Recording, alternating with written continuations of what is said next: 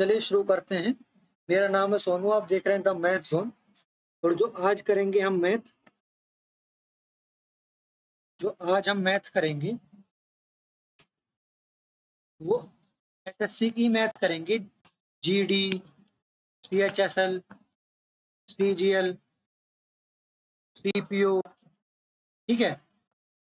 ज्यादातर other exam, NTPC, RPF, यही तो मैथ आती है सब में, ठीक है। तो हम इसकी रिवीजन करेंगे। तो क्वेश्चन देखते हैं। पहला क्वेश्चन आपके सामने, the given table shows the number of new employ joining different categories of employee in a organization। तो ये है हमारे पास टेबल और हमसे पूछा है during the years given what is the difference between the total number of businesses analysis who joined the organization and the total number of sales representatives who joined the organization। तो हमें ये देखना है कि बिजनेस एनालिसिस में कितने बंदों ने ज्वाइन किया ऑर्गेनाइजेशन, और हमें ये देखना है कि सेल्स रिप्रेजेंटेटिव ने कितने बंदों ने ज्वाइन किया ऑर्गेनाइजेशन। बस इनका डिफरेंस निकालना है। तो हम इनका प्लस करेंगे। इनका प्लस हुआ हमारे पास 3, 8, 2, 7, 20 और 10, 16, 23, 27, 33। अब इसकी बारी, ये हुआ हमारे पास 12, 20 और ये हो जाएगा हमारे पास 10, 15, 19। इसका डिफरेंस पूछा है हमसे। तो डिफरेंस हो हमारे पास 140, ठीक है। ऑप्शन शायद इसमें मैंने गलती से दूसरा ले लिया, मैंने ऑप्शन शायद यहाँ पर है, ये रहे, ये है ऑप्शन, ठीक है। सॉरी, मैंने दूसरा वो ले लिया था। तो ऑप्शन है 140। Next question, if Arun and Abraham can do a work in 12, 20 and 24 days respectively, they all begin together. Arun leaves the work 3 days and Abraham 6 days before his completion. In how many days is the work finished? तो ये कह रहा है कि ये तीन जो बंदे हैं ना, वो 12 दिन में, 20 दिन में, 24 दिन में कोई एक काम करते हैं और दोनों स्टार्ट करें टुगेदर। इसका मतलब ये हुआ कि 12, 20 और 24 तीनों अगर काम करेंगे एक साथ तो 120 आया एलसीएम, ठीक है। ये एक दिन में काम करेगा 10, ये एक दिन में काम करेगा 6 और ये एक दिन में काम करेगा 5, ठीक है। अब आगे देखो, Arun leaves the work 3 days. मान लो पूरा काम x डेज में हो रहा है, तो जो पहला बंदा है आरिफ, वो तो पूरा काम करेगा उतने दिनों में। देखो आरिफ कहीं छोड़ कर नहीं गया, इसका मतलब ये हुआ x × 10 प्लस में। फिर आई किसकी बारी? अरुण की। अरुण 3 दिन पहले छोड़ देता है, यानी x - 3 × 10 × 6, ठीक है। अब आई किसकी बारी? अब्राहम की बारी। अब्राहम 6 दिन पहले छोड़ता है, यानी x - 6 × 5 इज इक्वल टू 120। ये क्वेश्चन बनेगी इसने जो ये कहा है, और हमें निकालनी है x की वैल्यू। तो निकालेंगे हम x की वैल्यू। x की वैल्यू निकालेंगे तो वैल्यू आई हमारे पास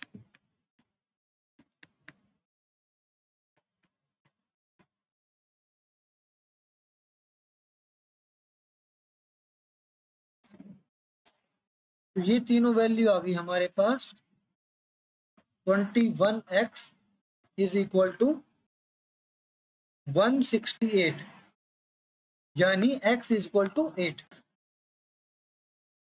next question, a conical vessel whose internal radius is 20 centimeter and height is 27 centimeter is full of water.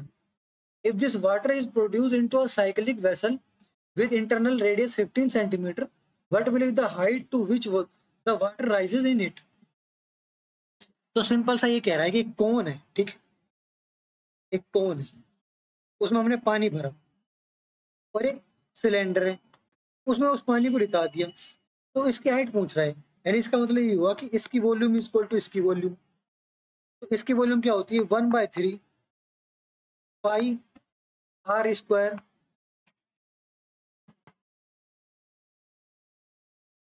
H is equal to pi r square H.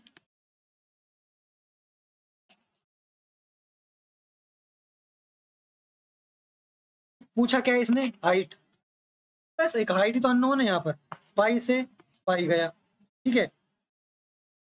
ये हो गया, ये 3 से गया, ये 4 से गया, 9 9, तो वैल्यू आई हमारे पास 4 4 16। Next question, the average age of 6 members of a family is 40 years. If the age of guest is included, then the average age increased by 12.5%. What is the age of the guest? तो ये देखो, 6 बंदों की average age है 40 years, यानी total as कितनी हो गई हमारे पास 24, यानी 240 ईयर्स सबकी मिला के। फिर इसने क्या किया कि एक बंदा और जोड़ दिया, तो कितने बंदे हो गए, 7 बंदे। और 7 बंदों की एवरेज बढ़ गई 12.5 से, यानी ये हो गया 52.5। अब इसको 7 से इंटू करेंगे तो ये हो जाएगी हमारे पास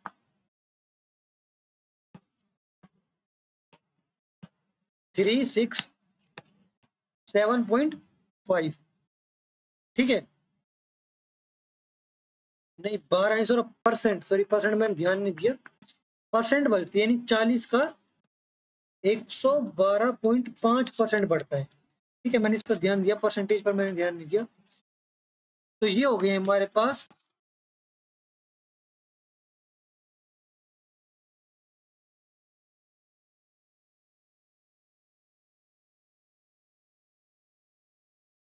45। और 45 को 7 से इंटू करेंगे 315।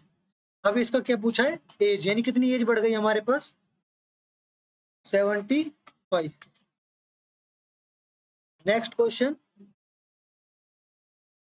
The following pie chart show the percentage of employees in each department and the percentage of males working in each department. तो ये यहाँ पर पूछा है कि the total number of employ is equal to 5100, और इसमें है total number of employ 2050। Find the number of females working in the production department. तो इसमें फीमेल की क्या होगी 20%, इसमें फीमेल की क्या होगी 48%, यानी 51 होगा 20%, कितना हुआ हमारे पास 510 इंटू 2, 1020, ठीक है। तो ये वैल्यू आ गई हमारे पास किसकी, एम्प्लॉयज की। अब मेल्स की वैल्यू निकाल लेंगे, मेल्स की वैल्यू क्या आई हमारे पास, प्रोडक्शन 48%, 205 इंटू में 48/10, तो ये जाएगा हमारे पास, इसकी वैल्यू आएगी हमारे पास 984। अब ये मेल, ये टोटल एम्प्लॉय, तो फीमेल कितनी हो गई, इसका डिफरेंस हुआ हमारे पास 36। Next question, if x is equal to 222, y is equal to 223, z is equal to 224, find the value of x square plus y square plus z square minus 3xy। तो हम इसको क्या लिख सकते हैं, इसको लिख सकते हैं, आइडेंटिटी होती है, इज इक्वल टू, ये आइडेंटिटी हो गई हमारे पास a plus b plus c,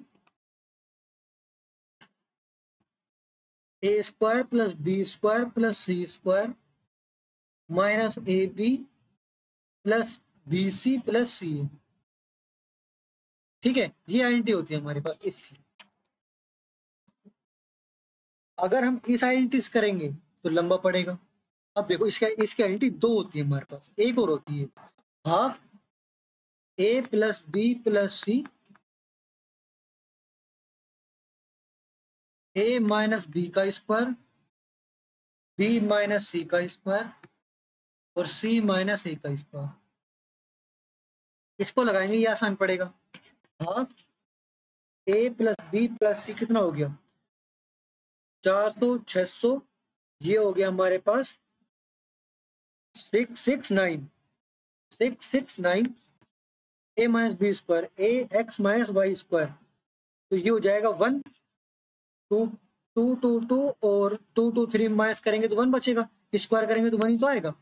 ठीक है, प्लस बी माइनस सी, बी माइनस सी यहाँ पर भी 1 बचेगा, प्लस सी माइनस ए 2 बचेगा, 2 का स्क्वायर करेंगे तो 4 4 5 6, यानी 2 से 6 कट जाएगा, यानी 669 इंटू 3। ठीक है, अब इसको सोल्व मत करो, लास्ट में देखो कितना आया। देखो इस इन दोनों को सोल्व करो, बस कितना आया 7 लास्ट में। 7 ऑप्शन में किस किस में है, इसमें। Next question, the bar graph given below shows the percentage distribution of the total production of 6 different type of cars by car manufacturing company over 2 years। ये चार्ट गिवन है और हमसे पूछा है the total number of cars of type P R you manufactured in 2001।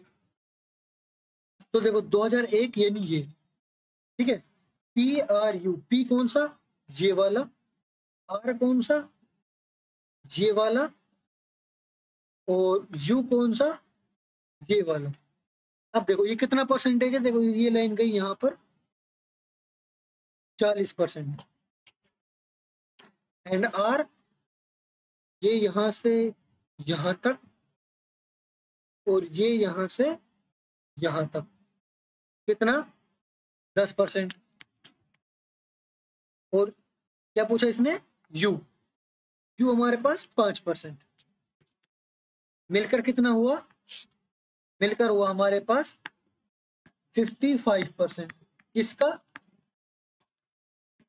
440000, 2 से 2 zero गए, value आई हमारे पास, ये वैल्यू तो करीब नहीं आ रही, कहीं गड़बड़, सॉरी ये 15 है, 15 देखो 15, सॉरी देखो 5 10 15, मैंने 10 लिख दिया, 15 है, तो 60% चाहिए हमें। ठीक है, तो 2 जीरो से 2 जीरो गए, वैल्यू है हमारे पास 426000। Next question, if sec a is equal to 5/4, then the value of tan a upon 1 plus tan square a minus sin a upon sec a। तो हम देखो इस ट्राइंगल में परपेंडिकुलर बेस और हाइपोटेन्यूज की वैल्यू तो निकाल लेंगे, लेकिन यहाँ पर रखेंगे थोड़ा लंबा हो जाएगा। हमें पता है कि ये क्या लिख सकते हैं, हम इसको लिख सकते हैं सेक स्क्वायर। तो जब हम इसको सेक स्क्वायर लिख देंगे तो ये बन जाएगा हमारे पास tan a upon sec square a। इसको क्या लिख सकते हैं, इसको लिख सकते हैं हम, नहीं पूरा देख लेते हैं, माइनस साइन ए अपॉन सेक ए। ठीक है, अब देखो कॉमन ले लेंगे, सेक स्क्वायर ए और यहाँ पर ये टेन ए और यहाँ पर सेक, सेक बचा, माइनस साइन ए और सेक ए, और ये बन जाएगा टेन ए। तो कट गया ना, स्क्वायर नहीं कट गया, नहीं दोनों, तो 0 अपॉन सेक स्क्वायर ए यानी 0। यहाँ पर इनकी पी बी एच की वैल्यू रखने की जरूरत नहीं है। Next question, what is the difference between the population of village E and D if the total population of the all villages is together is 50,000। तो देखो E and D, E and D, E कौन सा हुआ 18%, D कौन सा हुआ 17%, तो कितना हुआ 35, इसका 50,000 का। ठीक है, तो इसने डिफरेंस पूछा है, यानी सॉरी 18 और इसका ही फिर 15%, 50,000 का ही फिर 17%। तो सोल्व करेंगे यहाँ पर तो ये होगा हमारे पास 9000 और ये हो जाएगा हमारे पास 8500। कितना हुआ, कितना बचा? 500। Next question, if alpha beta are the roots of 6x square plus 13x plus 7, then the equation whose roots are a is alpha square comma beta square। तो देखो, रूट्स की, जब रूट्स का कोई सवाल है ना, तो हमें रूट्स की इक्वेशन देखनी है कि जब रूट्स अल्फा अल्फा और बीटा हो तो इक्वेशन क्या बनती है? इक्वेशन ये बनती है x square minus alpha plus beta x plus alpha beta is equal to 0। ये इक्वेशन बनती है, ठीक है। और हमारे पास है ये इक्वेशन। अब देखो, इस इक्वेशन को इसमें लाने के लिए हम क्या करें कि 6 कॉमन लेंगे, तो x square plus 13/6x plus 7/6, और कॉमन 6 जो लिया था वो उधर जाएगा, 0 से इंटू होगा 0 बन जाएगा, ठीक है। तो इसको हम ये लिख सकते हैं, लिख दिया। इसका मतलब ये हुआ कि जो अल्फा प्लस बीटा है, अल्फा प्लस बीटा है जो, वो -13/6 है, और जो अल्फा बीटा है वो 7/6 है, ठीक है। तो हमें क्या निकालना है? हमें निकालना है ये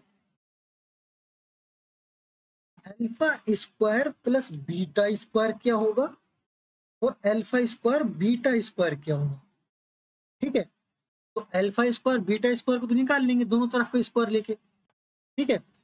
इसका स्क्वायर लें, तो जब इसका स्क्वायर लेंगे दोनों तरफ का, क्योंकि मैं ये क्यों निकालने के लिए कह रहा हूँ ये दोनों वैल्यू, क्यों? क्योंकि हमें इसकी वैल्यू, इसकी इक्वेशन चाहिए, और जब इसकी इक्वेशन चाहिए तो इसकी इक्वेशन ये बनेगी कि x square minus alpha square square plus beta square x plus alpha square beta square, ये इक्वेशन चाहिए हमें, यानी इन दोनों की वैल्यू चाहिए। ये यही कह रहा है, ठीक है। इसमें तो देखो, यहाँ पर स्क्वायर किया, यहाँ पर स्क्वायर किया, यहाँ पर स्क्वायर किया, यहाँ पर स्क्वायर किया, तो ये वैल्यू है हमारे पास alpha square plus beta square plus 2ab। 2ab उधर माइनस में जाएगा, इसका मतलब ये हुआ कि alpha square plus beta square की वैल्यू आई हमारे पास 85/36, और इन दोनों का स्क्वायर लेंगे तो अल्फा स्क्वायर और बीटा स्क्वायर, ये beta square is equal to 49/36। तो बस वैल्यू रख दो इनमें, यहाँ पर एक्स स्क्वायर माइनस ये हो जाएगा 85/36 एक्स प्लस 49/36। 36 कॉमन लेंगे, 36 कॉमन लेंगे तो 36 x square minus 85x plus 49 is equal to 0। ये इक्वेशन कहाँ पर है? ये इक्वेशन है यहाँ पर, ये 36, 85, 49। Next question, x is directly proportional to the square of y. When x is equal to 12, then y is 2. Find the value of x and when y is 3. तो देखो, ये कह रहा है कि जो x है ना वो डायरेक्टली प्रोपोर्शनल है स्क्वायर ऑफ y। जब ये प्रोपोर्शनलिटी का साइन हटता है तो एक कांस्टेंट आता है, ठीक है। आपने फिजिक्स में पढ़ा होगा, वो 10th में 11th में पढ़ा होगा, जब ये प्रोपोर्शनलिटी का साइन हटता है तो कांस्टेंट आता है, तो यानी x इज इक्वल टू हो जाएगा के वाई स्क्वायर। इसने कहा है कि जब x 12 है तो y 2 है, यानी के वाई वैल्यू 2 का स्क्वायर, यानी ये हो जाएगा 4, यानी के की वैल्यू हो गई 3। और जब के की वैल्यू 3 है तो ये हमारे पास फॉर्मूला बन गया। तो x की y क्या होगी? अगर y की वैल्यू 3 है तो अब की बात x is equal to 3 into y की वैल्यू 3 का स्क्वायर, ये हो जाएगा 9 और ये हो जाएगा 27। ठीक है, इस बात का ध्यान रखना, थोड़ा यहाँ पर गड़बड़ होती है। Next question, a policeman spotted a thief 40 meters ahead of him. The moment they both saw each other, they started running in the same direction on the same track. The thief was running at a 10 meter per second and the policeman was chasing him at the speed of 12 meter per second. How much distance the policeman needed to cover to catch the thief? यहाँ पर policeman की speed ज्यादा है, कितनी ज्यादा है? 2 metre पर second, और ये जो 2 मीटर पर सेकेंड है इसको कवर करना है 40 मीटर, क्योंकि पुलिसमैन यहाँ पर है, चोर यहाँ पर है, 40 मीटर का डिस्टेंस है, तो ये जो 2 मीटर है इसको कवर करना है 40 मीटर। कवर करते हैं 40 मीटर डिस्टेंस, 2 मीटर पर सेकेंड स्पीड, तो ये हो गई वैल्यू हमारे पास 20 सेकेंड। 20 सेकेंड में पुलिसमैन इस चोर को पकड़ लेगा, तो यानी स्पीड है पुलिसमैन की 12 मीटर पर सेकेंड और टाइम उसे भागने में लगा 20 सेकेंड। इसका मतलब ये हुआ कि इसको कितना समय लगा, तो इसको समय लगा 240, सॉरी इसको कितना समय मतलब वो डिस्टेंस, तो इंटू करेंगे दोनों को, स्पीड और टाइम, डिस्टेंस की वैल्यू है 240। Next question, if cos theta plus cos square theta is equal to 1, find the value of sin की पावर 4 theta plus cos की पावर 2 स्क्वायर थीटा।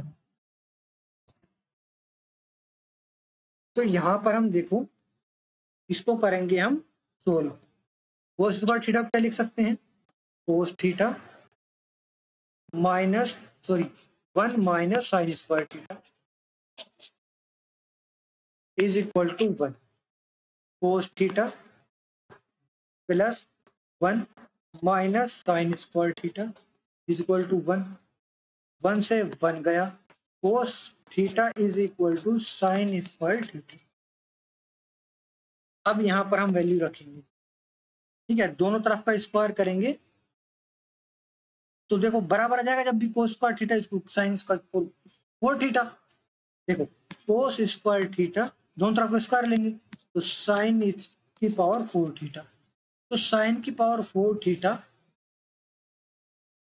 तो यहां पर रख देंगे, यहां पर रखा, रूट में कुछ भी रख दो, चाहे इसकी जगह ये रख दो, इसकी जगह ये रख दो, तो अगर हम साइन स्क्वायर 4 की जगह कोस स्क्वायर थीटा रखेंगे तो वैल्यू है हमारे पास 2 कोस स्क्वायर थीटा, ठीक है, यानी √2 कोस थीटा।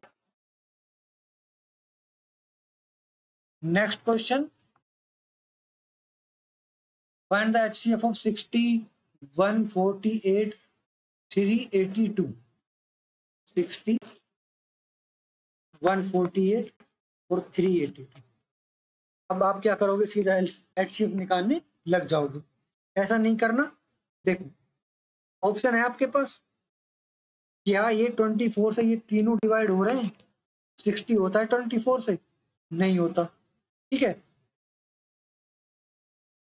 2 होता है, तीनों से 2 होता है, क्या 6 होता है, इससे तो 6 होगा, ठीक है, इससे क्या 6 होगा, नहीं होगा, ठीक है, इससे भी नहीं होगा, क्या इससे होगा 6, जब इससे ही नहीं हुआ तो छोड़ो। अब भाई 4 की बारी, 4 का मतलब क्या होता है, लास्ट की 2 डिजिट 4 से डिवाइड होनी चाहिए, ये हो रही है, नहीं हो रही, इसका मतलब ये हो, आंसर ये है, ठीक है, वहां मत जाओ, ऑप्शन 4 है आपके पास, चारों तुरंत एकदम रख के देख लो, तुरंत हो जाएगा question. Raghav went to a shopping mall to purchase clothes, he had 2 coupons with him but only one can be used on a single day. Using the first coupon, a total discount of 30% could be obtained on the total amount. Using the second coupon, he will get 80% off on the price of the post list shirt if he buys at least 3 shirts. What is the price at which Raghav can purchase 3 shirts at a minimum price of the if the price of the 3 shirts are 1250, 1540 और 1375। तो देखो ये कहना चाहता है कि इसके पास ना 2 कूपन है, एक ये कूपन, एक ये कूपन, इस पर इसको मिलेगा 30% का डिस्काउंट और इस पर इसको मिलेगा 80% का डिस्काउंट। ठीक है, पर इसने वो दे दी, गड़बड़ कर दी इसने। क्या कहा इसने, पर मिलेगा तब अगर इसको लोगे, इस कूपन को यूज करोगे तो 30% डिस्काउंट मिलेगा। लेकिन अगर इस कूपन को यूज करोगे ना, तो जो सबसे कॉस्टली शर्ट है, यानी मान लो 1540 है कॉस्टली शर्ट, इस पर 80% का ऑफ मिलेगा, बाकी पर नहीं मिलेगा। ठीक है, तो इसने पूछा है, इसने 3 शर्ट तो खरीद ली, लेकिन सबसे कम, मतलब इसको सबसे ज्यादा डिस्काउंट चाहिए, सबसे कम पैसे देने इसको, तो कौन सा कूपन यूज करे। तो देखो साफ साफ बात है, इस शर्ट का तो कूपन यूज नहीं करेगा, क्योंकि इस पास तो एक शर्ट पर ही 80% का ऑफ है ओनली, बाकी 2 शर्ट तो बाकी है, और ये 30% इन तीनों को मिला के है। तो देखो इनको प्लस करेंगे, 1250, 1540 और 1375, इनको प्लस क्या वैल्यू आई हमारे पास, 4165। 4165 का 30% डिस्काउंट दे दिया, बचा 70%।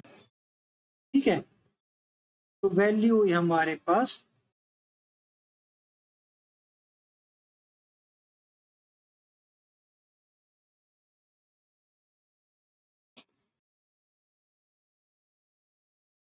लास्ट में 5 आएगा, लेकिन पॉइंटों में आंसर है ये। मैंने कैसे किया देखो, अब मैं ये करने तो बैठूंगा नहीं कि 833 इंटू 3.5 करो। ठीक है, अब मैं देखूंगा सीधा ऑप्शन में, यार ऑप्शन में ये तो नहीं हो सकता लास्ट में 0 आ रहा है, ये भी नहीं हो सकता। ठीक है, ये भी नहीं हो सकता, ये भी नहीं हो सकता। तो ये देखो कि हमने यहाँ पर 5 दिया 15, यानी 5 3 जा 15 और 1 पॉइंट लगेगा। तो इस जीरो में तो ये कोई काम की जीरो नहीं है। पॉइंट के बाद अगर तुम 500 लिखोगे, 5000 भी लिखोगे, तो ये जीरो तो कोई काम की नहीं है। सिर्फ ये पॉइंट के बाद ये एक नंबर काम का होता है। अगर पॉइंट के बाद 5 2 3 तो काम के हैं, जीरो कोई काम की नहीं होती, क्योंकि जीरो को हटा दो। तो पॉइंट के बाद ये 5 काम का है, यानी इसका मतलब ये हुआ कि जो जो ऑप्शन में 5 हैं वो आंसर है लास्ट में। तो ये 2 ऑप्शन ऐसे हैं जिनमें 5 लास्ट में है, ये आंसर। लेकिन वो आंसर तो पॉइंटों में है, आंसर तो पॉइंटों में है, तो आंसर है ये। ठीक है, ये ध्यान रखना, मैंने आपको दोनों चीज बता दी। सीधा एक तो पॉइंटों में आंसर है, तो सीधा इसको टिक लगाओ। क्यों, क्योंकि 3 ऑप्शन पॉइंटों में है ही नहीं। या फिर अगर पॉइंटों में नहीं है तो ये देखो लास्ट में क्या बन रहा है, जिससे कि आपका टाइम कंज्यूम कम होगा और आप अच्छे से जल्दी जल्दी कर पाओगे। Next question, if sine is equal to 4/5 then what is the value of sine square 8। अब ये क्वेश्चन तो पता नहीं क्यों दिया है। Next question, a solid metallic sphere of radius 12 centimeter is melted and recast into a cone having diameter of base as 12 centimeter. What is the height? देखो एक सॉलिड मेटल स्फीयर, स्फीयर का volume क्या होता है, 4/3 पाई are cube, radius है 12, तो 12 का cube. इसको मेल्ट कर दिया, क्या बना दिया, कोन। वॉल्यूम तो उतना ही रहेगा, तो कोन का वॉल्यूम होता है 1/3 पाई आर स्क्वायर एच। तो पाई आर स्क्वायर, यानी ये डायमीटर है, तो बेस होगा 6 × 6 × h। ठीक है, सोल्व करेंगे, पाई से पाई चला गया, 3 से 3 चला गया, 6 2 6 2। ठीक है, तो ये हो जाएगा हमारे पास, ये हो जाएगा 4 और 48 × 4, लास्ट में आएगा 2। देखा, मैं लास्ट में मल्टीप्लिकेशन करता ही नहीं हूँ, क्वेश्चन आता है लास्ट में मल्टीप्लिकेशन बच जाता है इतना लंबा। क्यों करना आता है, हम पता है कि लास्ट में 2 आएगा, ऑप्शन में 1 में 2 है, बता दूसरे में 2 है तो। लेकिन हम करने बैठ जाते हैं, जब वो पेपर होता है ना, तो हम करने बैठ जाते हैं जल्दी जल्दी, सब कुछ भूल जाते हैं, लग जाते हैं 48 × 42 क्या होगा, आंसर क्या होगा, फिर पूरा आंसर निकालेंगे, तब टिक लगाएंगे। ऐसा नहीं होता, हमें आंसर लाना है, जल्दी लाना है। Next question, in the given figure if PA and PB are tangent to the circle with center O such that APB 54 degree, APB 54 degree. ठीक है, अब ये हो जाएगा OBA, यानी B की वैल्यू OBA, इसकी वैल्यू पूछी है, तो इसका आधा। अब कैसे किया मैंने, ये देखो, देखो आपको पता है कि इसकी वैल्यू, इसकी वैल्यू और इसकी वैल्यू दोनों को मिलाकर 180 डिग्री है, ठीक है। इसका मतलब ये हुआ कि अगर ये 54 है तो ये 180 माइनस 54 है, ठीक है। और इसका मतलब ये हुआ कि अगर ये 180 माइनस 54 है तो ये दोनों मिलकर, ये दोनों, ये आइसोसेलेस ट्राइंगल है, इसकी दो साइड बराबर है रेडियस, तो ये दोनों एंगल बराबर हुए, ये दोनों मिलकर 54 हुए। तो ये दोनों अगर बराबर हैं तो एक एक वैल्यू कैसे निकाल लें, डिवाइड बाय 2 कर दें, 27, ठीक है। तो ये ध्यान रखा करो और पेन चलाने की कोशिश कम किया करो। Next question, in the figure XYZ is a secant and ZT is a tangent to the circle. If TZ 12, YZ 8, then find the length of XY. XY की वैल्यू ये रही X। तो क्या करना है हमें, जो ZT, जो ZT का स्क्वायर होता है वो क्या होता है, ZY इंटू ZX, ये होता है, ठीक है। तो 12 का square 144 is equal to ZY 8 और XZ जो है वो होगा हमारे पास 18। हमसे पूछा है इसकी वैल्यू, तो जब पूरे की वैल्यू, इसको अगर 8 को माइनस कर देंगे तो x की वैल्यू आ जाएगी, 18 में से 8 माइनस करेंगे तो 10 हुआ। Next question, a dishonest dealer sells the good at 7% loss on cost price but uses 18% less weight, what is the percentage of profit? देखो ऑप्शन, देखो ऑप्शन है अलग अलग, ठीक है।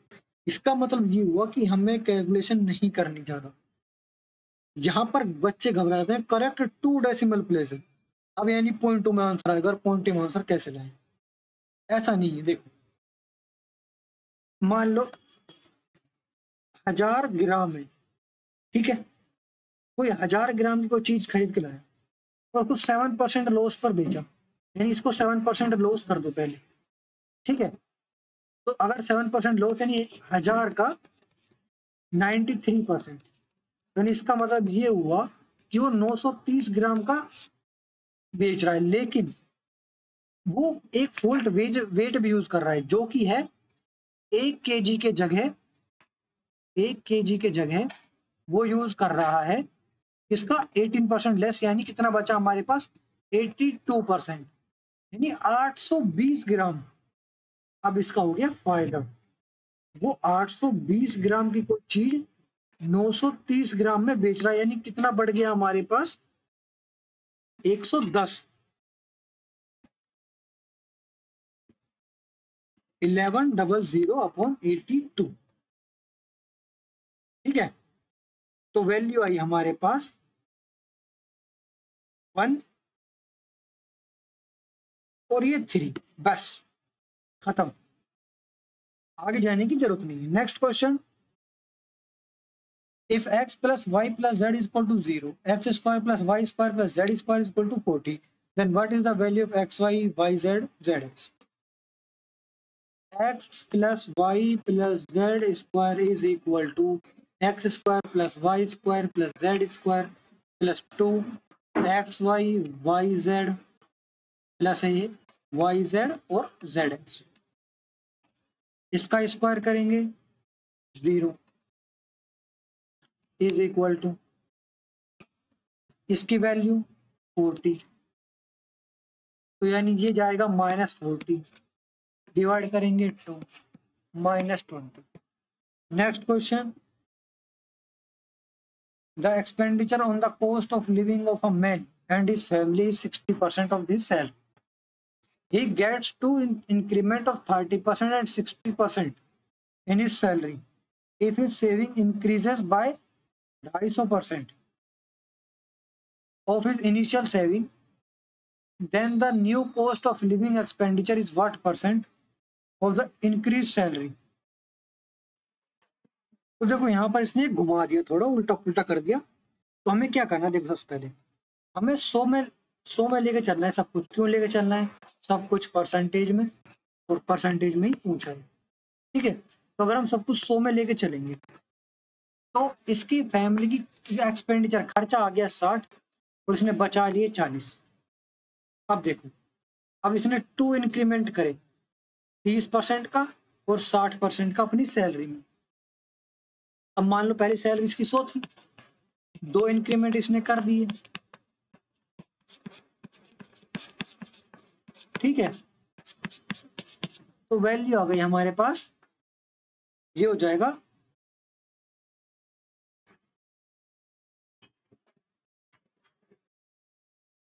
208, यानी अब हो गई इसकी सैलरी 208, ठीक है। अब आगे क्या किया, और जिसकी सेविंग थी जो 40 थी वो 250% बढ़ गई। इसका मतलब ये हुआ कि 40 जो थी वो 250% बढ़ गई, ठीक है।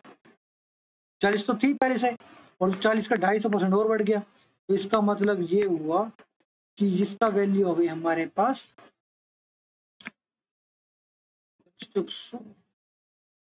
140। अब देखो इसकी सैलरी है 208, इसकी मतलब वो सेविंग है वो 140, ठीक है। तो इसका खर्चा कितना हुआ, the new cost of living expenditure, खर्चा कितना हुआ, खर्चा हुआ 68, और द इंक्रीज सैलरी कितनी है हमारे पास 208। बस इसका वो निकालना है हम परसेंटेज। परसेंटेज कितना करीब आएगा हमारे पास,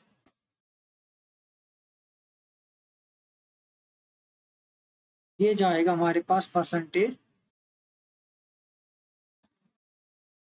3.2 के करीब।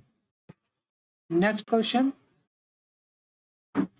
if two isosceles triangle have their corresponding angles equal and their areas are in the ratio x square ratio y square, then ratio of their corresponding height is। तो देखो अगर कोई दो आइसोसेलेस ट्राइंगल है, एक आंसर तो इसका है एक्स वाई, ठीक है। अगर देखो अगर दो कोई आइसोसेलेस ट्राइंगल है, ठीक है, उनका एरिया अगर x square ratio y square है ना, ठीक है, तो उनकी हाइट इसका रूट है, इसका रूट, ये ध्यान रखना, एक्स रेशो वाई, ठीक है। Next question, a sum of money doubles itself in 7 years at simple interest, in how much time will it become 5 times of itself। देखो कोई मनी है वो 7 साल में x अपॉन 100 क्या हो जाती है, डबल, न्यू p बन जाती है, ठीक है। तो इसका मतलब ये हुआ कि x की वैल्यू है हमारे पास 100/7। अब ये देखो इन हाउ मच टाइम, कितने टाइम में वो money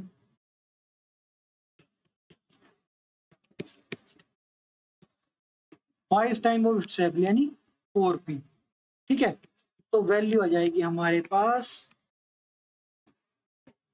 28 years. Next question, if a 7-digit number 54p3987 is divided by 11 then p is equal to।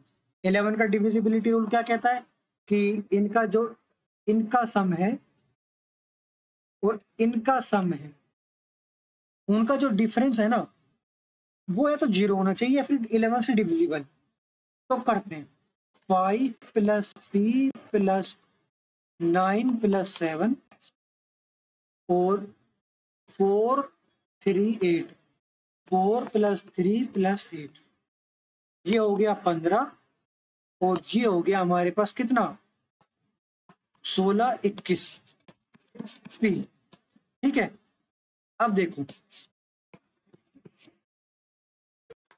तो अब इनका डिफरेंस देखो, इनका डिफरेंस कितना हुआ। अब इसको माइनस करेंगे तो यहाँ बचेगा 6 + p। अब p की वैल्यू ऐसी क्या रखें जो ये 11 से डिविजिबल हो जाए। तो p की वैल्यू अगर हम 5 रखेंगे तो हो जाएगी ना 11/11। Thank you.